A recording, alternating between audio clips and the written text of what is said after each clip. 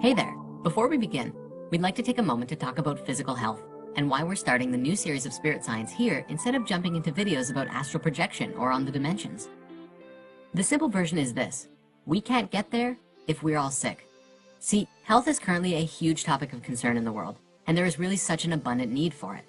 If none of us are healthy, then we will only continue to create an unhealthy reality all around us. So we are establishing the base from which we will be able to grow to new levels of human experience. And this all starts with the root, and that root includes health. So we began talking about health by looking at a fundamental part of health: food. It's time that we continued our exploration into the types of food that, for the most of us, are consumed on a regular basis. Of course, I'm referring to the second largest group of consumed food in the standard American diet, specifically animal food. This will likely be one of the heaviest topics that we go through in this health series, and so this is a bit of a warning that, while inconvenient to look at, doesn't make it any less real. We are moving into, ultimately, the discussion of raising our frequency, healing our bodies, and changing the world. In order to do that, we have to look at all of the information, including how the food that we eat affects our body, mind, and spirit. There is a lot of controversy in today's world around animal food. Is it healthy? Is it unhealthy? And as if it wasn't hard enough to find quality information, we're also bombarded by a ridiculous amount of advertising and conflicting scientific studies. We're going to share with you the best research that we've found, and we encourage you to continue this research to find the deeper truth.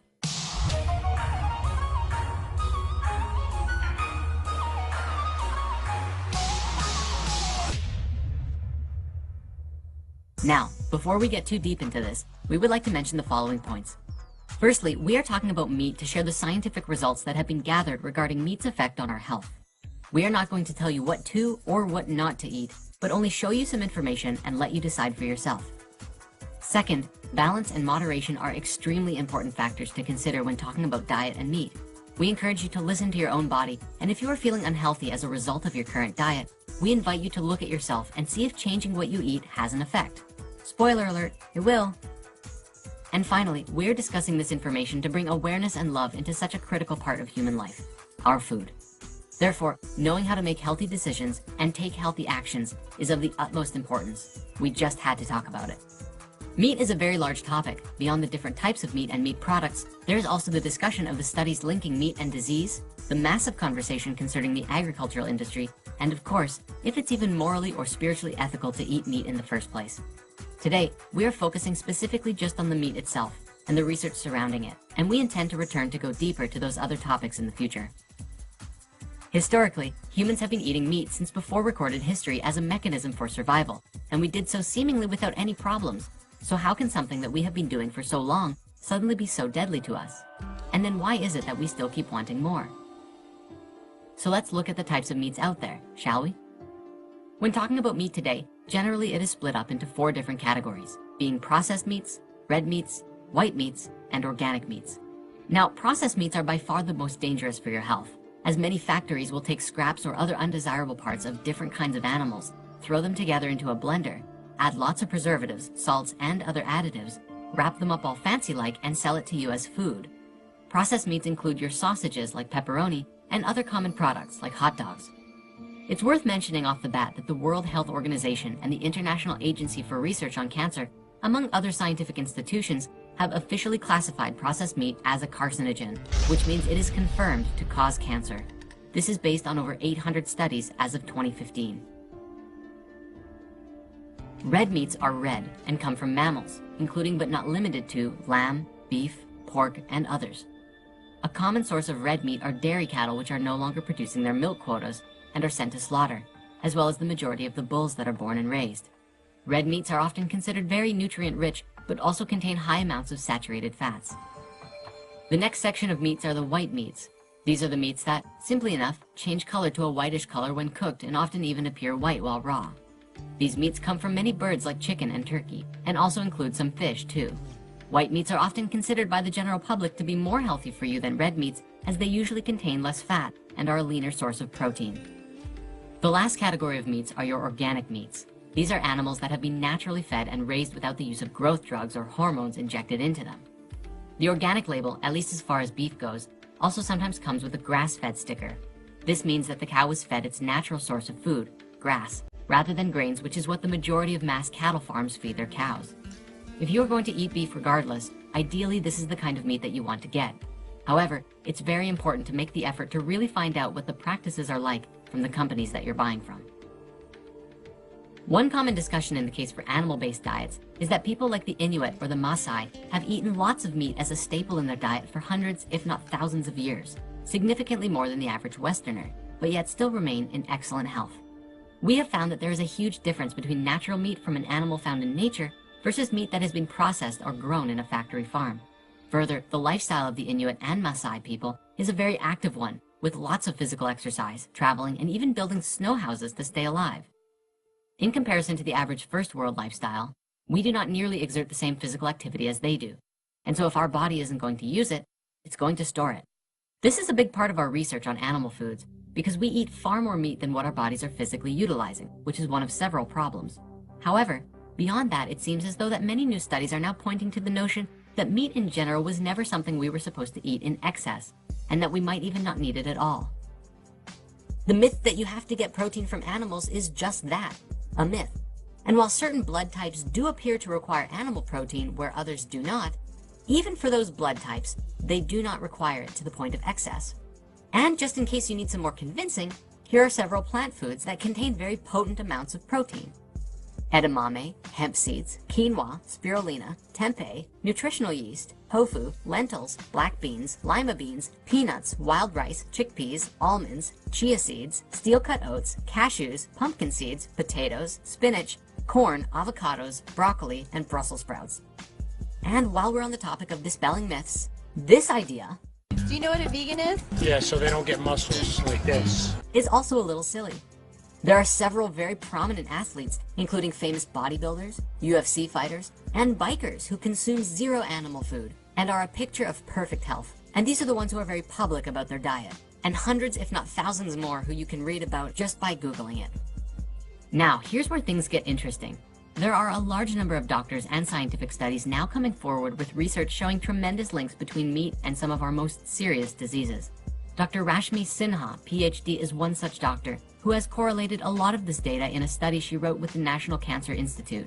Among those studies, we found this: the association between consumption of red or processed meats and cancer, particularly colorectal cancer, is very consistent.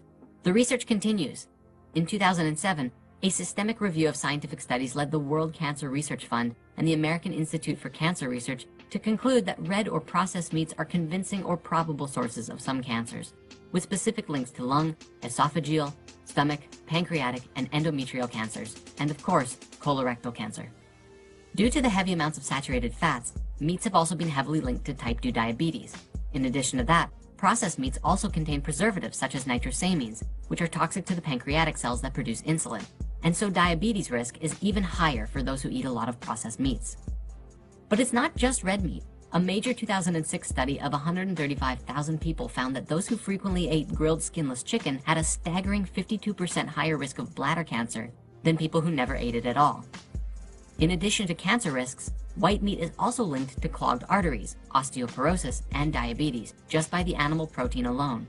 Eggs are the same story, where studies have linked eating eggs to stroke, diabetes, heart disease, and prostate cancer. The fat content in meat can also contribute to the estrogen and progesterone-sensitive forms of breast cancer. Further, growth hormones used on animals in the production of meat can exhibit estrogenic activity, which also boosts breast cancer risk. Across the board, the World Health Organization has determined that dietary factors account for at least 30% of cancers in Western countries and 20% in developing countries. Apart from the diseases that we've mentioned, eating excess meat can also lead to the following: increased risk of foodborne illnesses being transferred, may contribute to erectile dysfunction in men, may make you resistant to antibiotics, and apparently even increase risk of death. And so what is the cause? Scientists have found that there are 3 basic causes of disease found within meat. These include too many saturated fats, carcinogens that form when the meat is cooked, and something called heme iron. Let's see what each of these do. Animal-based fats can contribute to the cause of heart disease and stroke by increased plaque lining the walls of your arteries. This makes it harder for your heart to pump blood through the narrowed blood vessels, which can possibly lead to a heart attack, putting on extra weight, high blood pressure, and cardiovascular disease.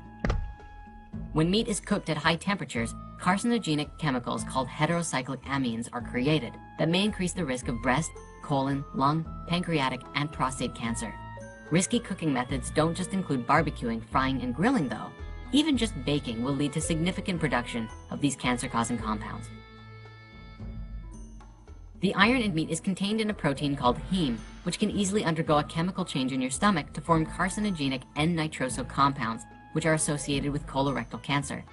Heme iron is found in virtually all animal meats, including lamb, pork, beef, fish, poultry, shellfish, and so on, making all animal meats to be a danger in this regard. Is there a safe amount to eat?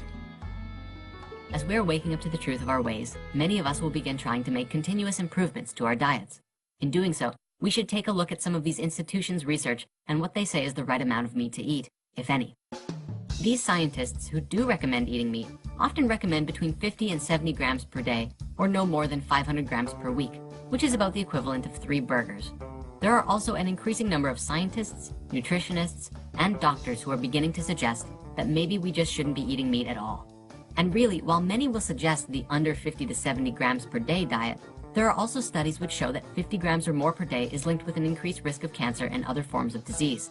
Ultimately, you have to do what feels right for you. In the beginning, we made the distinction between processed and unprocessed meat, but what we're not accounting for is that these animals across the board, cows, chickens, and pigs especially, but others too, are often being processed as they're growing. From birth, they are taken from their parents, injected with growth hormones, steroids, and antibiotics, kept in confined spaces not allowed to move, and being fed fattening foods which is unnatural for them to eat. It's becoming incredibly difficult to find meat that wasn't raised in this way, and this alone might be the #1 reason why animal foods are so toxic to us. Now, we've been going for a while and have to start wrapping up, but there is still tons of research that is very important to know on this topic. So if you want to learn more right now, please go watch the following documentaries: Forks Over Knives, Food Inc., Speciesism, Cowspiracy, Vegucated. And for those with a particularly strong stomach and want to see what the animal industries of the world are actually doing, go and watch Earthlings. Be warned, it's brutally graphic. As we bring this video to a close, ultimately we must restate that it is upon you and your own consciousness to decide what kind of diet is right for you. We won't tell you what to eat or what not to eat, only that if health is your concern, you should be equipped with all of the information you can in your mental arsenal to make the best decision for you. This week, we had planned to cover both meat and dairy. However, the topics turned out to be so large that we decided to split them up into 2 sections. Next time, we will be breaking down dairy and all of the health concerns that come along with it. See you then.